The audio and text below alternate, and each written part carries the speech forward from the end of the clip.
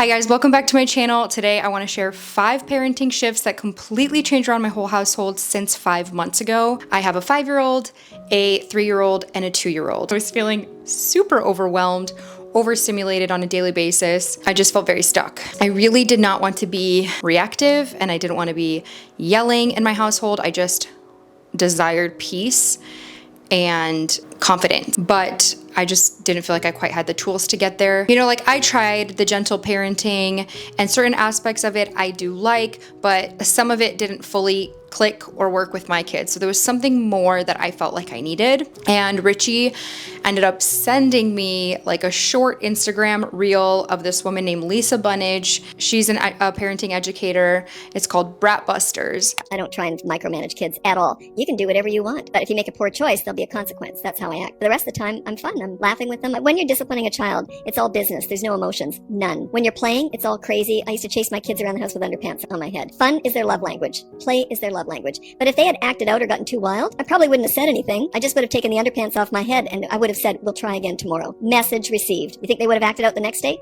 No, I don't discuss bad behavior. I just deal with it. Where you put your energy, where you put your focus is what grows. And too many parents are discussing what they don't want their kids to do. I don't do that. I deal with what they've done wrong, but I don't discuss bad behavior. Why would I? It's all negative. And you're making them feel worse. You don't want to make your kids feel bad. I want kids to feel good when they're with me. If they feel good, they do good. If they feel bad, they do bad. Her no fluff approach really hit home for me, and the notes that I scribbled down from scavenging all her platforms for information, stuck it on my fridge, implemented everything for a couple months, and I saw so many changes. And so this is what I'm here to share with you today. I'm not an expert, of course, but I would love to share these 5 shifts that really changed our home in case they help yours too. So the first shift is really a huge mindset shift, and it is changing your mindset to being a leader. This is like a huge concept that Lisa Bunnage talks about. Kids want a confident leader, and what that looks like is being calm, in control, and unshaken by outbursts. All the things that I was not. You don't need to yell to be in charge, okay? Say it louder, don't say it louder. For the people in the back. In fact, yelling is often a sign that you've lost leadership in that moment. Reactivity creates chaos and fear, not respect and trust. I'm not here to reprimand anybody. I am like number 1, guilty as charged, okay? When we yell, we model exactly what we don't want from our kids, right? Explosive emotions, loss of control, inconsistency. It chips away at their sense of safety and makes us feel unpredictable. Your attitude is contagious, so if we're flustered, they will be flustered. If we are solid, they will settle into that. As I learned more from Lisa, I just felt increasingly convicted in this area because I never really looked at it as leadership. I never really thought about that word as a parent. And when I think of leadership, I think of being an example and setting an example for your kiddo. So again, they're mirroring what we're putting out. It's like we're wondering why they're yelling, but then again, I was yelling. So shifting my goal to being a leader gave me that motivation that I needed to really work on the yelling aspect. I'll share more about how I worked on that specifically, but this concept of being a leader really is like the foundation of all the other shifts that I'm gonna be talking about. Okay, the second shift is remembering that toddlers are cavemen. They're just a bunch of cavemen and women. I'm specifically talking about like under the age of 3. They're out of the newborn stage, so maybe like 14 months of age up to 35 months, right? And I know many of us already know this, but hearing it again and again is just, once again, very helpful when dealing with a toddler acting like a little caveman and you're wondering why they have absolutely no rationale and they lose their minds. From a developmental standpoint, especially toddlers under the age of 3, they're still rapidly developing, especially the prefrontal cortex. This part of the brain governs reasoning, impulse control, and emotional regulation. So it doesn't fully mature around the age of 25. But for toddlers, this means they are literally incapable of rational thought or self-regulation. The meltdowns are not intentional misbehavior. They are neurological overload. Okay, they cannot access logic or reasoning in those moments. So honestly, when you understand the science behind it, it really helps you like release it to the Lord, because you're like, okay, how can I be so angry with this little caveman when they cannot help themselves? That's why meeting them with calm consistency is a lot more effective than reasoning or punishment. I struggled with this, wondering, am I reinforcing bad behavior if I'm not doing anything about it? But that's not true. You're actually helping their brain rewire for self-control over time. So I wanted to make this the second point on my list because the rest of my list doesn't really apply to this toddler age group. It's mostly for ages 3 and above. So like the way I'm handling my 2-year-old is going to be completely different than the way I'm handling my 5-year-old because of that difference in development. That toddlerhood stage is a wild and challenging stage. That's why they call it the terrible twos. So Lisa Bunnage does give some tips on kind of how to handle this stage, but she does teach that tantrums under 3 years old are developmental and shouldn't be punished. They're just not manipulative. They're not being manipulative with you as much as you think they are. They are emotional releases. Instead, she recommends consistent corrective action. Again, very hard to implement in this age group. So I am not saying I'm perfect at this. This is for sure a work in progress for me. Theo is right in this stage, like we're in the thick of it. Okay, so first she says a quick, firm no and remove them from the situation. Remove the fun from them or them from the fun. No big reactions to bad behavior. I notice that anytime I'm having a big old reaction with him, it just enforces him to keep going with it. If I sit there and I say more than no and try to like talk and negotiate with my 2-year-old, it just makes him angrier. She says this age works best with repetition and redirection, not formal consequences. And also reward the good. Reward the good. So that's something I've been working on a lot. They really need calm correction without emotion, and over time, they'll start to understand what's expected. This is definitely hard when you have multiple kids because the consistency piece is difficult because you're kind of dealing with the older ones too. So to literally address like every single time they're doing something is really hard. But you know what? We do our best.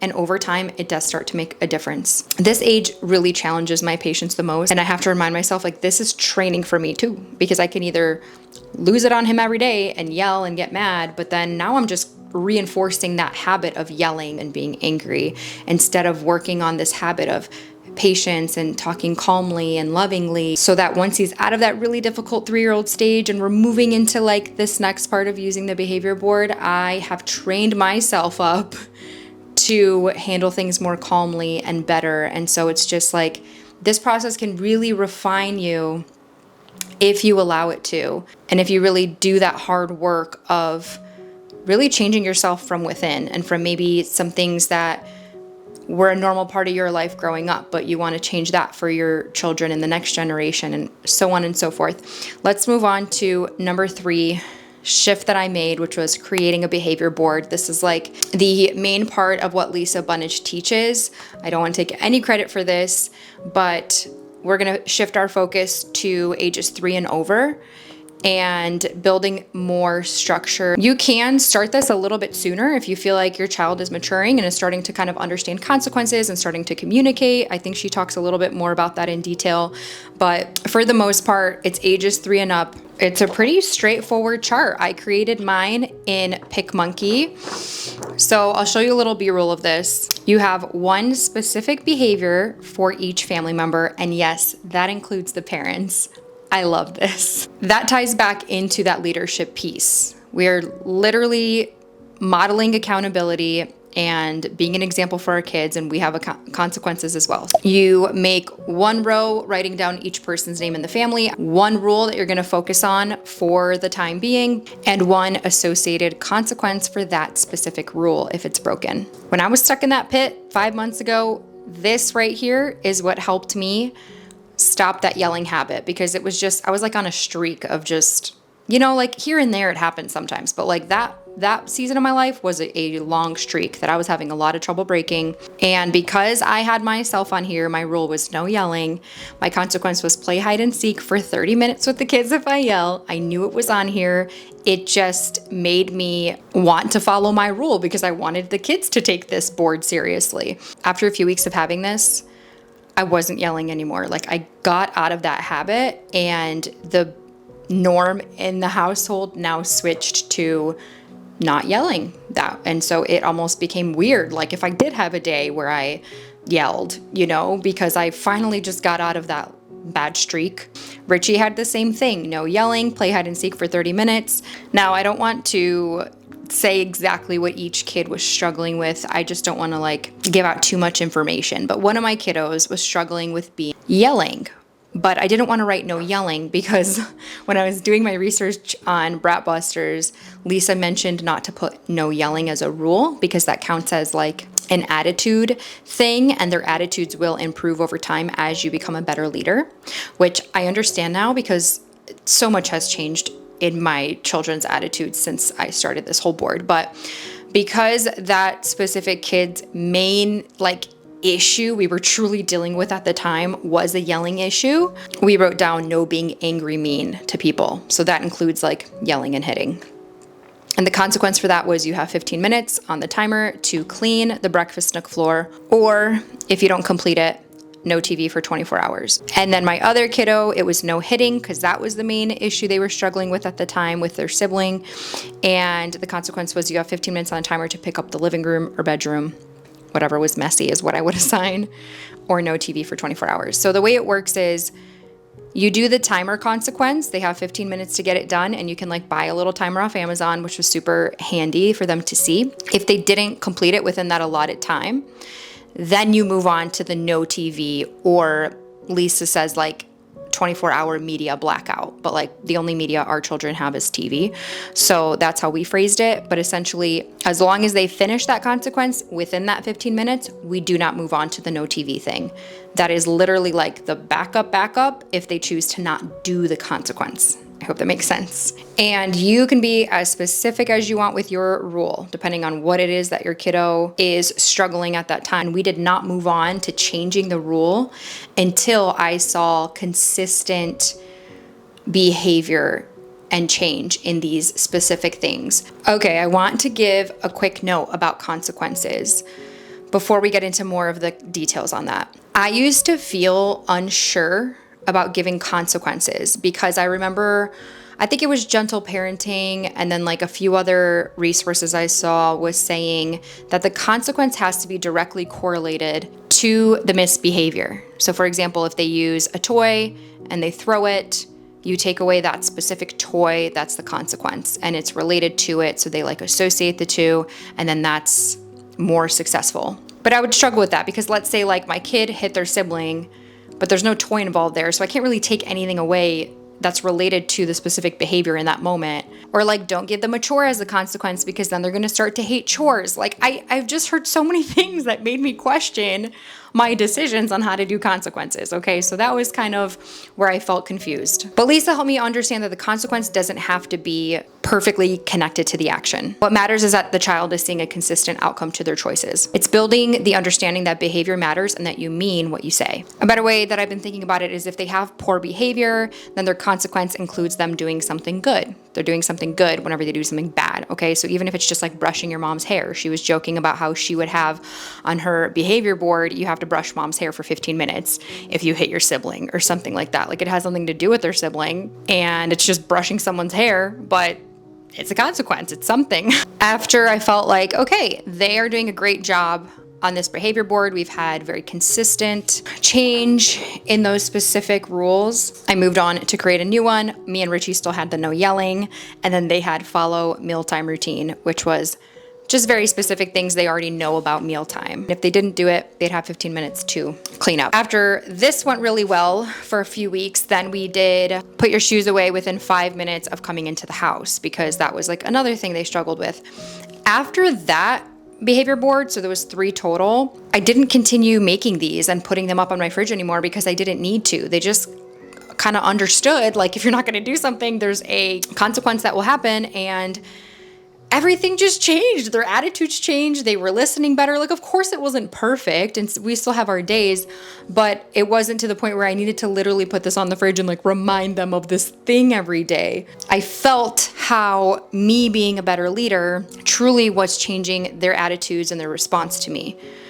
Okay, so let's zero in on the whole consequence thing because I really like wrote so many notes on this part because I wanted specific instructions with like the certain things I was dealing with my kids. The main shift basically for number 4 is follow through with consequences. Okay, easier said than done. It really shouldn't be as hard as it is. I think it's the empty threats. Like we all have empty threats sometimes, you know? But basically Lisa's main point is the consequences only work if you actually follow through. So here's how we do it with the behavior board. Okay, let's say the rule is broken. You put on the timer for 15 minutes. No lectures, okay? This was the hard part for me. I can't even tell you the amount of lectures that was coming out of my mouth. If you have a child who is a little attorney, you will go back and forth with them. Don't feed into that. Keep it so simple, guys. Okay, here's a 15-minute timer. You have 15 minutes to get your consequence done. Turn it on. They're going on. They're trying to argue with you. They might be throwing a tantrum, screaming, crying. Don't look at them. Don't address it. Ignore it. Walk away. You have nothing else to say. Unless there is a danger to them because they're tantruming, you know, physically, or a danger to someone around them, or they're going to damage property or something, you know, then you hold them and obviously make sure they're not hurting anybody. But otherwise, ask the Lord to give you the spirit of shut up, okay? Don't say anything else. Don't talk too much. Ideally, you know, they would see the timer. They would maybe complain a bit, but then they finally do the chore and they have those 15 minutes to complete the chore. Once the timer ends and they complete the task, then you reconnect. This is key. Do you want to build Legos together? Do you want to read a book together? Something that they enjoy doing, that specific kid. You reconnect. It shows that you've moved on. They listened, they did the consequence. I love this concept so much. It is just, honestly, the epitome of grace. You know, even the Lord has that for us. If he disciplines us, he loves us, and then immediately back into his arms. And I feel like that is what we're showing to our children as well. This is something I really had to grow in because I struggle with maybe holding a grudge. They need to see how upset I am. That's my natural go-to. You know, it's not okay, but when we come together again, that's really what your child desires. They desire to be close to you. They desire to be in connection. On the other end, let's say they tantrum the entire time that the timer is on. They never completed their chore, their consequence. Well, then they made a choice to not complete the consequence. You were clear with them.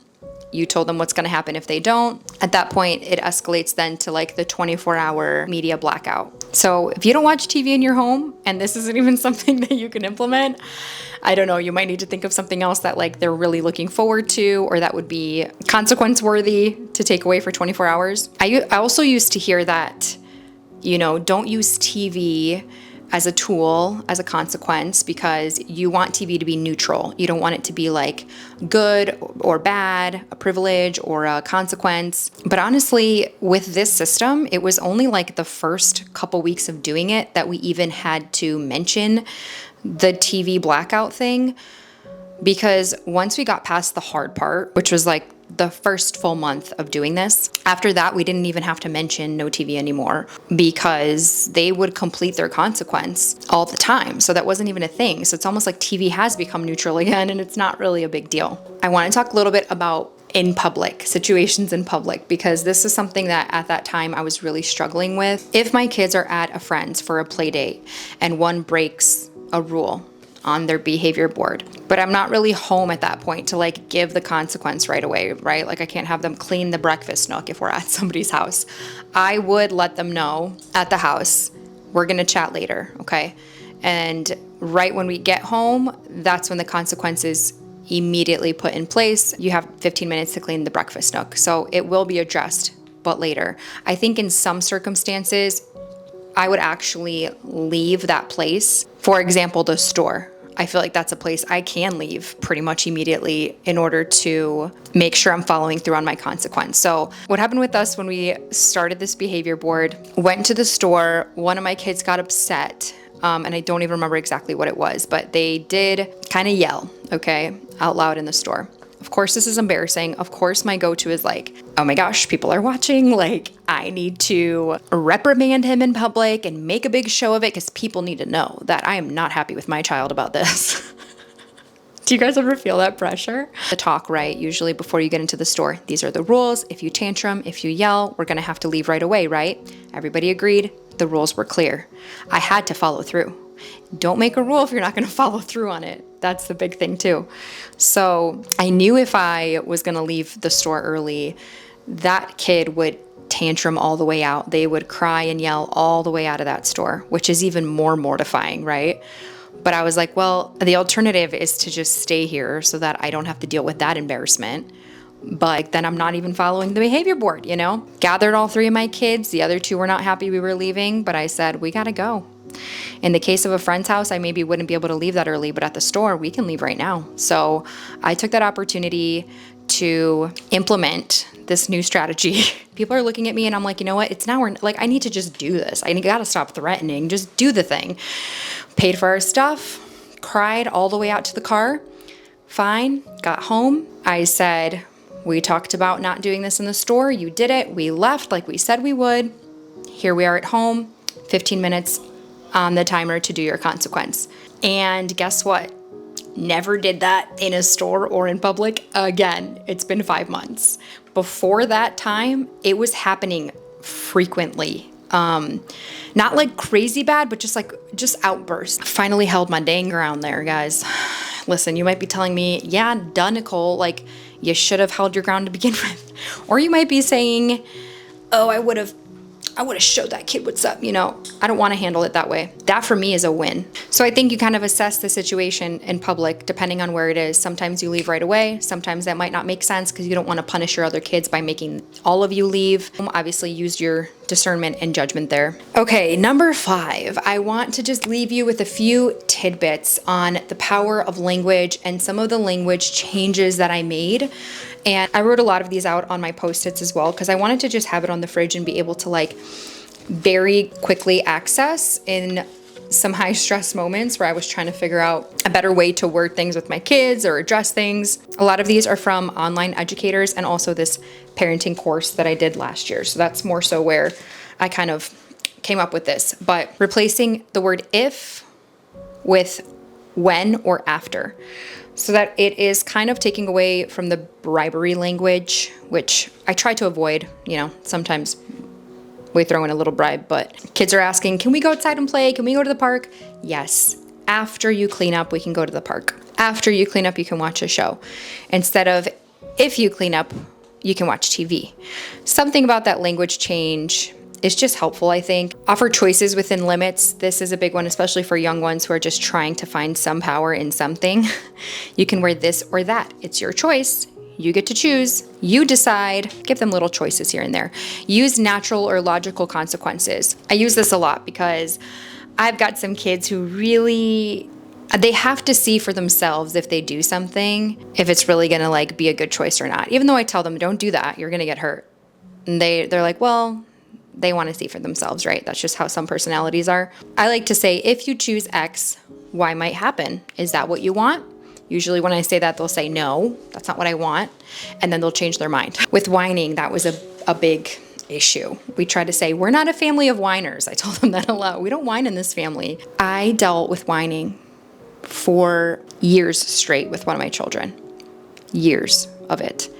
Once I implemented all these things, the whining has subsided. Like the other day, my child let out that little whiny. It's like a specific sound. Like Richie and I know it. We have like PTSD. And I was like, I almost like got the chills because I'm like, well, I haven't heard that in a long time. And it like sent me back. And then I thought, wow, I haven't heard that in a long time.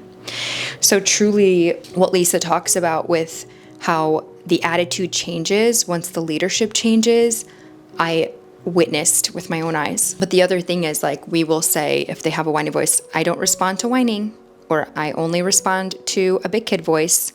But even that, it's almost like you are responding when you're saying that. Like, I'm literally responding to you. I don't even want to respond because that's how much I don't want you to be whining. So we just started to do this tugging ear, and I don't remember where I heard this, like tug on your ear to remind them.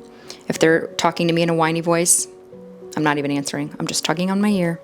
And they know what it means because we've discussed it, and they have to immediately change their voice because I will not respond in any other way. I also use that for like when I'm on the phone, I'm having an adult conversation and I don't want to hear them yelling at me in the background asking for something. I tug my ear because I don't want to be on the phone like, oh, sorry, hang on, my kid. You know, I'm not going to answer. Or if I'm having a conversation even in person with another grown-up, my kid's running up to me, I tug my ear, and then they know they have to say, excuse me, mom. we're still working on that one. There's also certain things that will just like trigger me, I noticed, if they're not asking me in a specific way. And I'm like having an overstimulated day and I can't even handle hearing them ask that way. Something I like to say a lot to my kids is, I'm not an octopus, because they're always asking for something, like all three of them at the same time, thinking that I have 8 arms and I can do it all. So I try to keep it light by saying I'm not an octopus, but also I have taught them to say, when you're done with X, can you do this for me? So just hearing them say that, it like disarms me, you know, like it's just the politeness of it makes me far more receptive to them and less like overstimulated in that moment. And so now they've gotten a little bit better with that. Like, mommy, when you're done cooking spaghetti, can you get me some milk? And that it's so heartwarming then, because it's like, oh, you asked so nicely. Yes, I can get you milk, honey. Anything else? This is actually a funny one too, because this would trigger me when they would be on the toilet and I have to wipe them, and they'd just be like, wipe my butt, like screaming across the house because God knows what room I'm in and they're trying to get my attention. Wipe my mommy, wipe my butt. And I was like, oh my gosh, can you stop? Like, just say, mommy, can you please wipe my butt? So even that helped, honestly, to hear them say, can you please wipe my butt? Like that to me made me want to wipe their butts more, because they said please. These little things like really do help on a difficult day, as opposed to them just bossing me around. Those little cavemen. All right, listen, I am not a robot. Okay, so I am not like always responding emotionless and just not giving in to my children's difficulties. Okay, like I have days where I am emotional and I am yelling and I struggle and I fail. But these 5 shifts, they really have helped bring peace back into my home. Like, we have a long ways to go. I do too. And I'm sure there will be just a new phase right around the corner where I'm going to be like, oh my gosh, I need to do even more research and learn about something else now, right as I've figured this one out. That's just parenting. And of course, when we mess up, because we will, God's grace will always be there to cover us. And I leave you with this verse, as I believe I've mentioned before in talking about having grace for ourselves in motherhood. But he said to me, my grace is sufficient for you, for my power is made perfect in weakness. 2 Corinthians 12:9. Praying that over you today. I hope that something I mentioned was helpful to you. Take it one day at a time, one step at a time with some of these tools. And please let me know if any of this is helpful. Or if you have any great tidbits, please leave them in the comments below. Love you guys, and I'll see you in my next video.